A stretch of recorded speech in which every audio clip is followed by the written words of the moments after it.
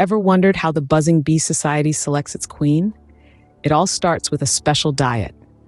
Worker bees, the tireless laborers of the hive, feed a protein-rich secretion known as royal jelly to newly hatched honeybee larvae. But not all larvae are created equal. Certain chosen ones are fed exclusively on this royal jelly for the first few days of their development. This isn't a random choice. The royal jelly is a potent catalyst, triggering specific developmental processes in the larvae. One of the most significant changes is the formation of ovaries, the essential machinery for egg laying.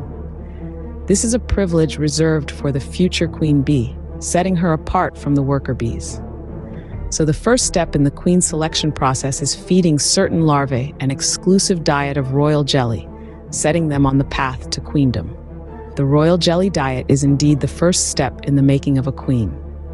Now that we know how future queens are fed, let's dive into the next stage, emergence and elimination.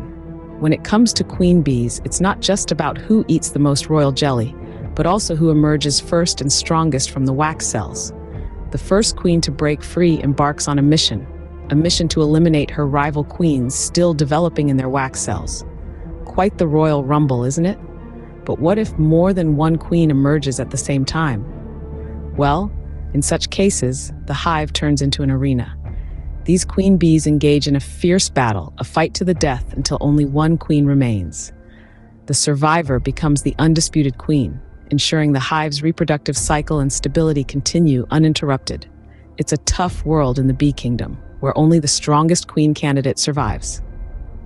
But is the selection of a queen bee purely a matter of diet and survival of the fittest? Not entirely.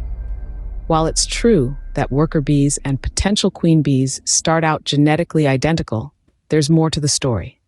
In fact, certain larvae destined to wear the crown may possess slight genetic differences. These variations, though subtle, might just have a significant impact on the royal selection process. It's not all about the genes, though. Metabolic factors also play a part.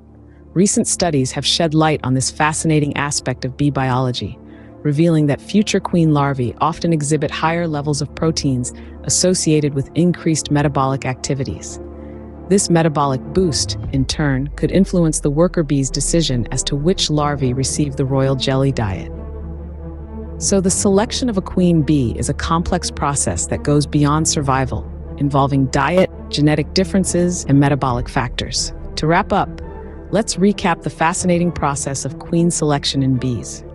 It all starts with worker bees feeding a royal jelly diet to select larvae, triggering their development into queens.